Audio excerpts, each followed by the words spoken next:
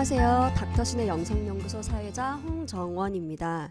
2019년도 여러분과 함께하게 되어서 너무 기쁘고 감사합니다. 저희가 새해에는 번외 프로그램을 기획했습니다. 저희가 이 특별한 프로그램을 준비한 이유는요, 구독자 여러분의 응원과 격려에 보답하기 위해서입니다. 질문 중에서 가장 많이 들어온 탑3, 즉 가장 인기 있는 3가지의 질문을 뽑아서요, 답변해 드리는 것인데요. 첫 번째는 목사님의 강의를 듣고 감사기도 어떻게 쓰는 건가요? 라는 질문이 있었습니다. 두 번째는 저희 프로그램에서 행복이라는 단어를 굉장히 많이 쓰는데 그래서 어떤 분들은 저희가 영성이 기복신앙을 추구하는 것과 어떻게 다른지를 문의해 주셨습니다. 그리고 세 번째는 영성 추구에 있어서 일반적인 요소와 영적인 요소를 왜 구별해야 하는가라는 질문도 있었습니다.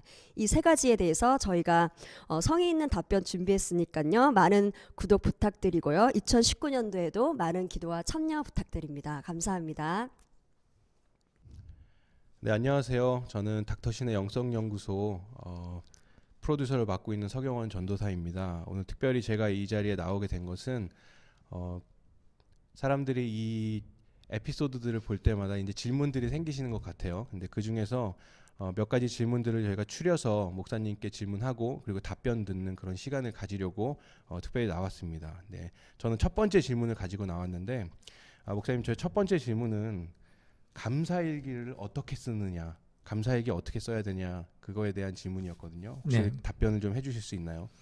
감사일기 쓰는 법에 대해서 고민하시는 분들 많으시잖아요. 근데 의외로 되게 간단해요. 그냥 3가지 방법으로 쓰시면 됩니다. 첫 번째는요, 성경 본문을 읽으시고요. 두 번째는 감사했던 일을 3가지 정도 적으시고요. 그 다음에 감사 기도 드린 다음에 끝내시면 되겠습니다. 네, 실망하셨죠? 굉장히 심플하네요. 네. 그런데 거기에 또 질문이 좀 여러 가지 생기는 것 같아요. 네. 성경을 꼭 읽고 감사일기를 써야 되나요? 성경 본문을 읽는 이유는요, 한 챕터 정도를 읽으시면 좋은데요. 왜냐하면 감사일기 쓸 때 중요한 점 중에 하나가 내가 경험했던 것, 나의 느낌에서 감사한 것을 찾아내는 것이 아니라 하나님의 관점에서, 하나님의 생각에서 감사한 것을 찾아내는 것이 굉장히 중요하거든요. 근데 막상 감사일기 쓸 때 그냥 기도하고 감사일기를 쓰려고 하면 사람은 의도적으로, 무의식적으로 부정적인 경험들을 먼저 생각하게 돼 있거든요. 그래서 우리가 본문을 읽으면서 하나님의 세계로 다시 들어가고 하나님의 생각과 하나님의 느낌을 찾아보면서 그 속에서 감사한 것을 찾을 때 우리는 감사일기를 쓰는 것이 그냥 좋은 것을 기록하는 것을 넘어서서 영적인 삶의 한 부분이 될 수 있다라고 말씀드릴 수 있죠. 네. 네. 그러면 오늘 하루 중에 있었던 안 좋았던 일, 내가 안 네. 좋다고 생각하고 있었던 일이 감사일기를 쓰면서 사실은 감사한 일이었구나라고 바뀔 수도 있겠네요. 예, 그렇습니다. 사실 크리스천들의 삶은요, 좋은 일이 많았기 때문에 감사한 것이 아니고요. 그 좋은 일에 하나님이 어느 곳에 계셨나, 그 좋은 것에 하나님이 어디에 계셨나를 경험할 때 우리는 그것이 좋은 일이 될 수 있고요. 또한 그 좋은 일에 그 경험한 것들이 좋지 않은 일이라 할지라도 그것이 하나님의 선물이 될 수 있거나 또 자신의 인생의 의미나 가치를 발견할 수 있다면 그것 자체가 감사할 수 있는 일들이 될 수 있거든요. 네. 사람에게 있어서 항상 좋은 일만이 일어나는 것은 아니지만 그것의 의미와 가치, 그리고 그 속에서 하나님을 만날 수 있다면 그것 자체가 인생의 선물이 될 수 있는 것이죠. 네. 그것을 찾아내는 것이 감사일기의 취지요 묘미라고 할 수 있겠습니다. 네. 네. 감사합니다. 네.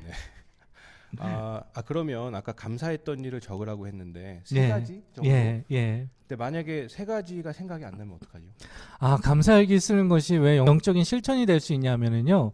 영적인 삶이라는 것이 항상 이지하지는 않잖아요. 쉽지는 않잖아요. 감사일기를 쓸 때도 사실은 전쟁이 필요합니다. 그러니까 감사한 내용을 짜내야 될 어느 순간들이 찾아와요. 네.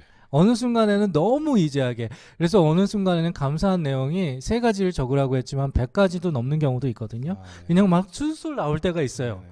그러나 어느 때는 아무리 생각하고 고민해도 안 나올 때가 있거든요.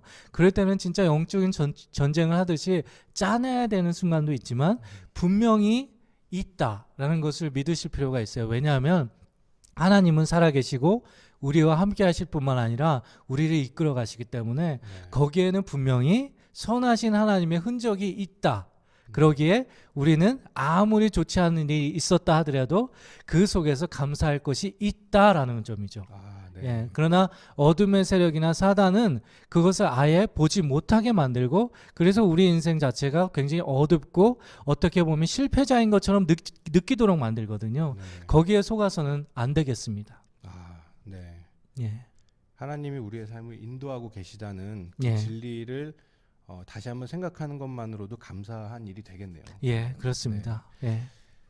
네. 그러면 이것을 언제 쓰면 제일 좋을까요? 제가 추천하기에는요, 대부분 이제 어떤 분들은 아침에 일어나셔서 하시고 어떤 분들은 점심시간에 혼자 한 10분 내지 20분 정도를 따로 떨어져서 직장 생활 하시는 분들은 그렇게 하시는 경우도 있는데요. 제가 추천드리기에는 잠자기 전에, 잠자기 전이 가장 좋은 시간이다. 그래서 잠자기 전에 성경 본문을 한 챕터 정도만, 한 장 정도만 3번 정도 읽으시고 그 다음에 감사한 내용 3가지 정도 적으시고 기도하고 끝내시면 가장 적당하고요.